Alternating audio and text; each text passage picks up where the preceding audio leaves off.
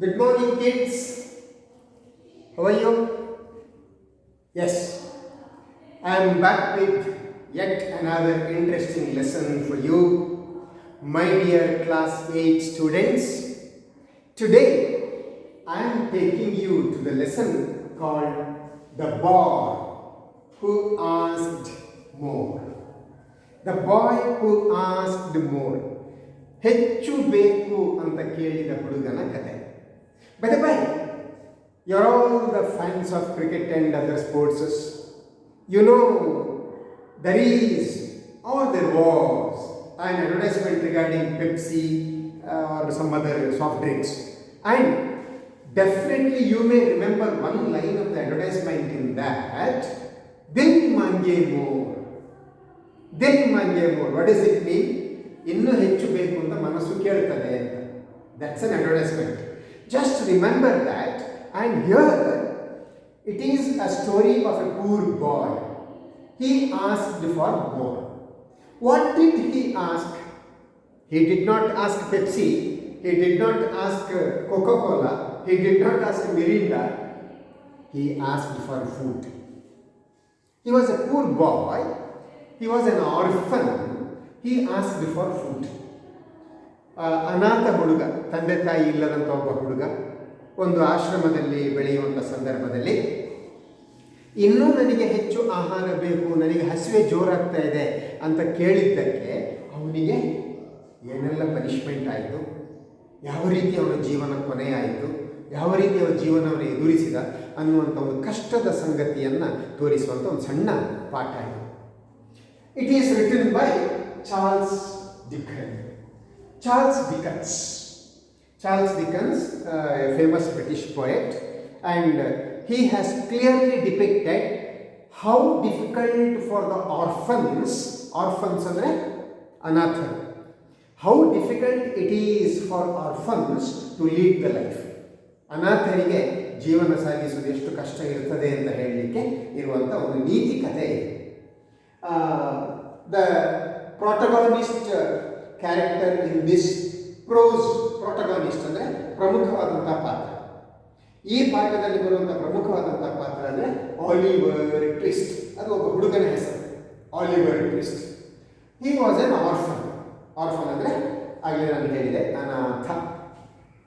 And one day he asked for more food. He asked for more food. So that was the offense by him. Fine. And one day he was sold out. ಆ ಹುಡುಗನನ್ನು ಮಾರುತ್ತಾರೆ. ಅವನನ್ನು ಯಾರು ತಗೊಳ್ತಾರೆ? ಆ coffin maker. Coffin ಅಂದರೆ ಶವಪೆಟ್ಟಿಗೆ.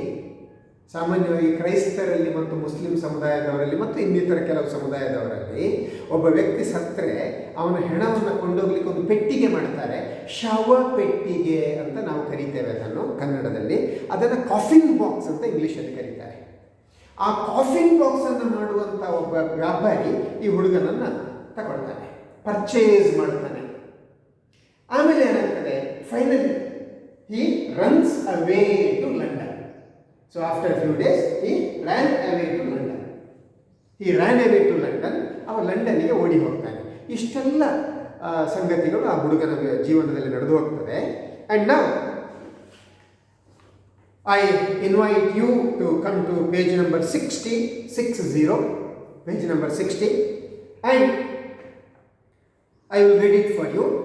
Prose, The Boy Who Asked for More by Charles Dickens. Here is a paragraph in brief about the author. Charles Dickens, his lifespan is 1812 to 1870. The greatest Victorian novelist is known for his attacks on social evils like child labor and institutional cruelty. His most popular works are David Copperfield, A Tale of Two Cities, and Great Expectations. This extract from Oliver Twist tells us how Oliver was forced out of the poorhouse. Oliver Twist ಅನ್ನುವಂಥ ಒಂದು ಕಥೆಯನ್ನು, ಒಂದು ಪುಸ್ತಕವನ್ನು ಬರೆದಿದ್ದಾರೆ. ಅದರಿಂದ ಈ ಪಾರ್ಟನ್ನು ತಗೊಂಡಿದ್ದಾರೆ. Fine, come to point number 1. Oliver ಅನ್ನುವಂಥದ್ದು ನಾನಾಗಲೇ ಹೇಳಿದೆ. ಆಲಿವರ್ ಟ್ವಿಸ್ಟ್ ಅನ್ನುವಂಥದ್ದು ಈ ಕಥೆಯಲ್ಲಿ ಬರುವಂಥ ಪ್ರಧಾನ ಪಾತ್ರಧಾರಿ ಹುಡುಗನ ಹೆಸರು. ಆಲಿವರ್ ಟ್ವಿಸ್ಟ್ನ ಸುತ್ತಲೇ ಈ ಕಥೆ ಇರುವಂಥದ್ದು. Right? Yes. Oliver was born in the poor house of a little country town of a cold, black night in the winter of 1837. The birth was attended by a doctor who was hastily called for the purpose and by an old pauper woman who was experienced in such matters. 1837 ಒಂದು ಕರ್ರಗಿನ ರಾತ್ರಿಯಲ್ಲಿ ತಣ್ಣಗಿನ ವಾತಾವರಣದಲ್ಲಿ ಒಂದು poor house, ಅನಾಥರಿಗಂತಲೇ ಇರುವಂಥ ಒಂದು ಆಶ್ರಮದಲ್ಲಿ ಒಂದು ತಾಯಿಯ ಹೊಟ್ಟೆಯಲ್ಲಿ ಈ ಒಲಿವರ್ ಟ್ವಿಸ್ಟ್ ಅನ್ನುವಂಥ ಮಗು ಹುಟ್ಟುತ್ತದೆ. ಒಬ್ಬ ಡಾಕ್ಟರನ್ನು, ಬಹಳ ಒತ್ತಾಯಪೂರ್ವಕವಾಗಿ ಒಬ್ಬ ಡಾಕ್ಟರನ್ನು ಕರೆದಿದ್ರು ಮತ್ತು ಒಬ್ಬ ಮಿಡ್ ವೈಫನ್ನು ಕೂಡ ಕರೆದಿದ್ರು. ಆ ಮಗು ಹುಟ್ಟಿದಂಥ ಸಂದರ್ಭ ಹಾಗಿತ್ತು. Point number 2. The mother died almost as soon as the baby took his first breath. She was a young, good-looking woman who had been found lying in the street. It was clear that she had walked some distance before she died. Her shoes had been torn to pieces. Where she had come from or where she had been going, nobody knew. ಈ ಮಗುವನ್ನು ಹೆತ್ತಂತ ತಾಯಿ ಒಂದೇ she fell on the street, ರಸ್ತೆಯಲ್ಲಿ ಬಿದ್ದುಕೊಂಡಿದ್ಲು. ಅವಳು ಎಲ್ಲಿಂದ ಬಂದವಳು, ಅವಳು ಎಲ್ಲಿಗೆ ಹೋಗುವವಳು ಯಾರಿಗೂ ಗೊತ್ತಿಲ್ಲ. ಅದರ ಹೊಟ್ಟೆಯಲ್ಲಿ ಮಗು ಇತ್ತು. ಅವಳು ಹಾಕಿದಂಥ ಶೂ ಎಲ್ಲ ಹರಿದು ಹೋಗಿತ್ತು. That shows she was a poor woman. ಅದು ನೋಡಲಿಕ್ಕೆ ಚೆನ್ನಾಗಿದ್ಲು, well build and beautiful young woman, ನೋಡಲಿಕ್ಕೆ ಚೆಂದ ಇದ್ಲು. ಅವಳು ರಸ್ತೆಯಲ್ಲಿ ಬಿದ್ದುಕೊಂಡಿರ್ತಾಳೆ. ಅವಳನ್ನು ಯಾರೋ ಈ ಪೂರ್ ಹೌಸಿಗೆ ತರ್ತಾರೆ. Point number 3. The baby cried loudly.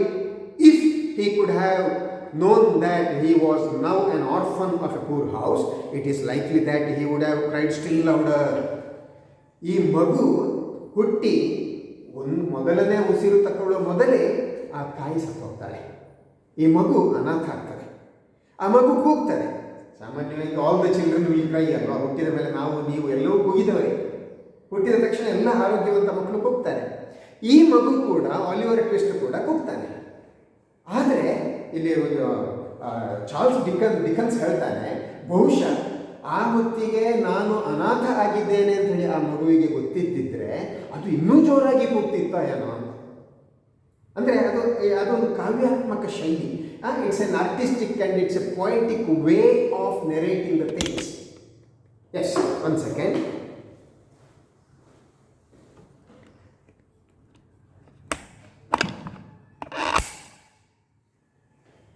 Yes,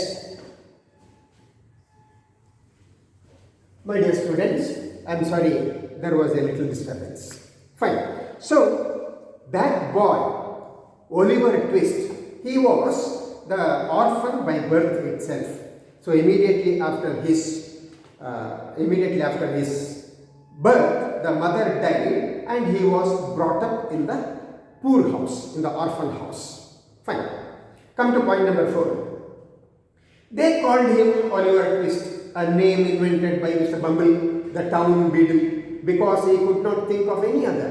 Mr. Bumble had full authority over the people of the poor house. He thought himself a very great man indeed. He starved and ill-treated the children under his care. Oliver's 9th birthday found him a pale, thin child who had hardly known a kind word or met with a kindly look. His only friends were his little companions in misery. But in the end, they brought him trouble. They persuaded him to ask for more. See, after the birth, the child, the boy, Oliver Twist, he reaches his 9th year. He reaches his 9th year. ಅವನಿಗೆ 9 ವರ್ಷ ಆಗ್ತದೆ.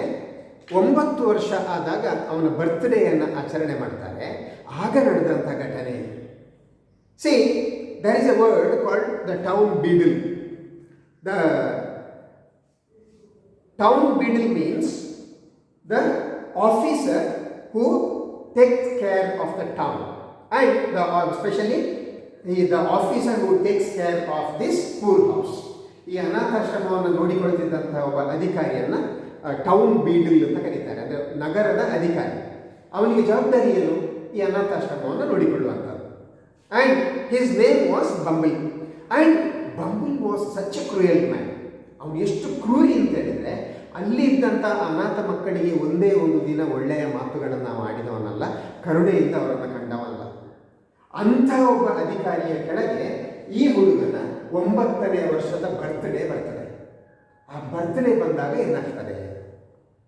Come to point number 5. It happened one evening at supper time. The children were fed in a large stone hall with a big metal basin at one end. The master stood by the basin and served each child with a small bowl of watery gruel. Boys generally have excellent appetites. Oliver and his companions were always hungry and never given enough to eat. That evening, one of the bigger boys stated quite clearly that unless he had an extra ball of gruel, he would most certainly eat the boy who slept next to him. He had a wild and hungry eye, so the smaller boys believed him. A council was called. Oliver Twist was appointed to walk up to the master after supper and to ask for more. See, this Oliver Twist, he was a well-built boy by that time. He had a good appetite. ತುಂಬ ಹಸಿವೆ ಆಗ್ತದೆ. ಈಗ ಎಳೆಯ ಪ್ರಾಯದಲ್ಲಿ ನಿಮಗೂ ಕೂಡ ತುಂಬ ಹಸಿವೆ ಇರ್ತದೆ. You want something more to eat ಅಲ್ವಾ? ತುಂಬ ತಿನ್ನಲಿಕ್ಕೆ ಬೇಕು ಅಂತ ನಿಮಗೆ ಅನ್ನಿಸ್ತದೆ. So the boys in that poor house, they had good appetite. ಒಳ್ಳೆ ಹಸಿವೆ ಆಗ್ತಿತ್ತು ಅವರಿಗೆ. So they wanted to eat more.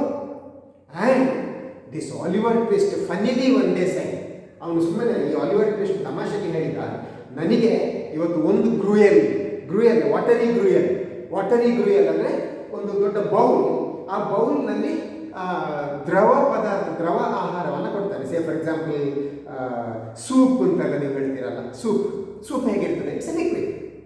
So ಅದೇ ದ್ರವ ಆಹಾರವನ್ನು ಬೌಲ್ನಲ್ಲಿ ಕೊಡ್ತಿದ್ರು, ಅದನ್ನು ವಾಟರಿ ಗ್ರೂಯಲ್ ಅಂತ ಕರೀತಾರೆ.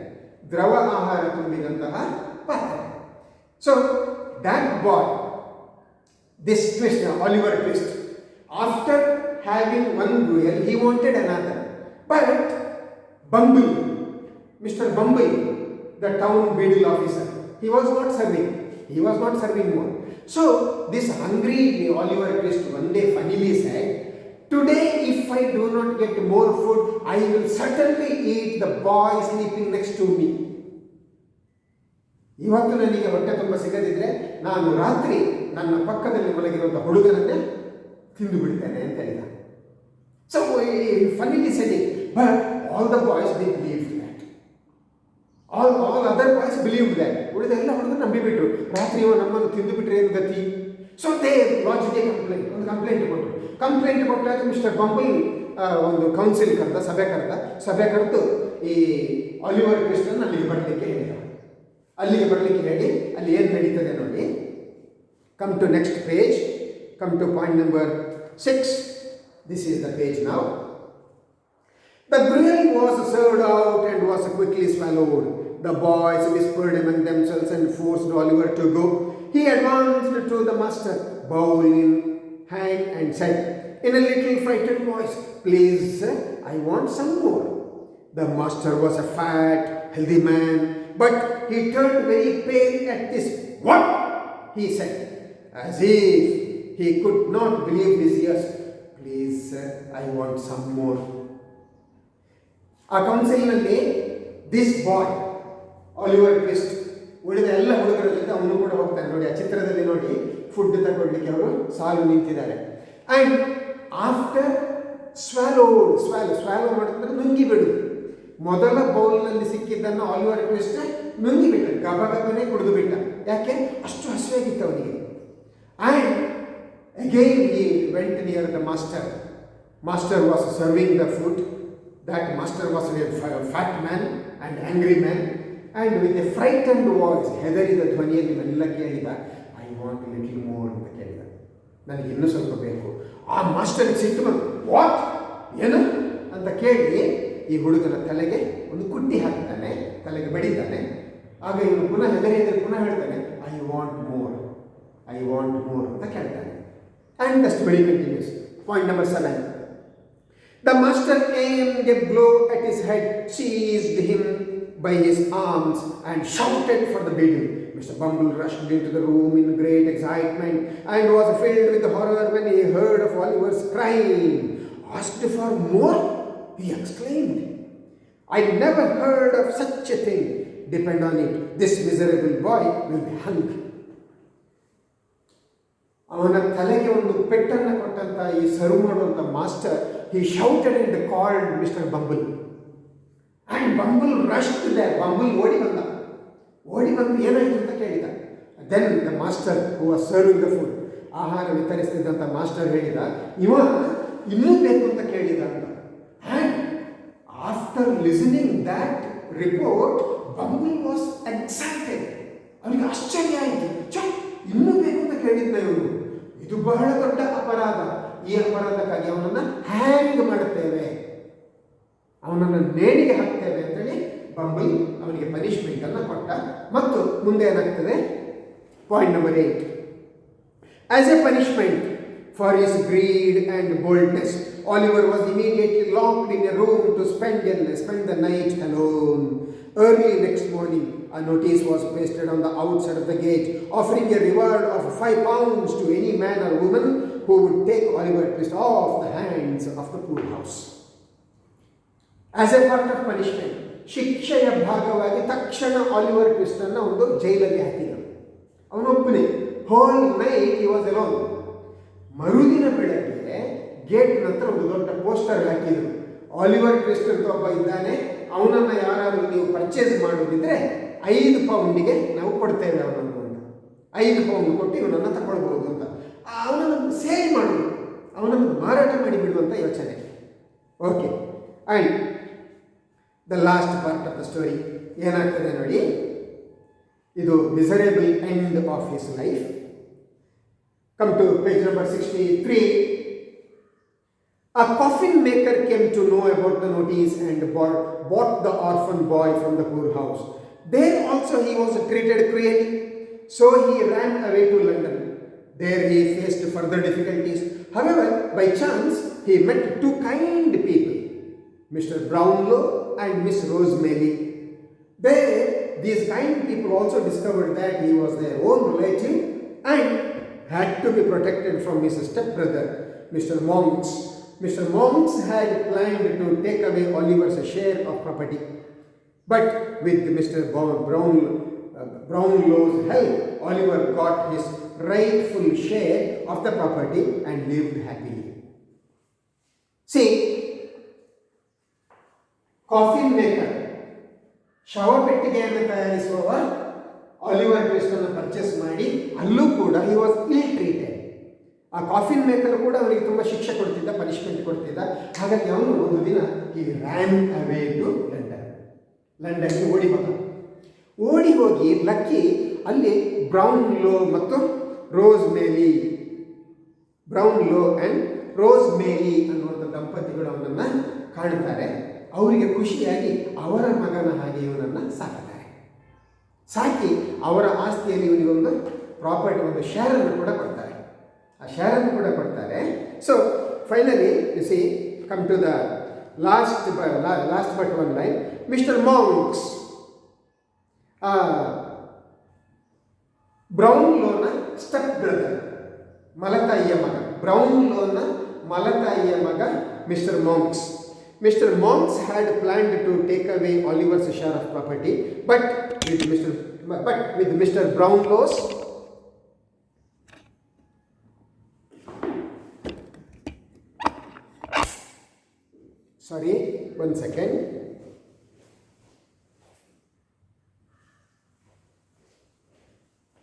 But with the Brownlow's help, he settled well in his life, and his share of property given by Brownlow and Rosemary.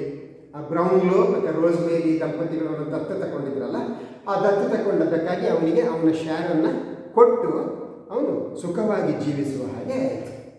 So this is the miserable story of a boy, the boy who asked for more.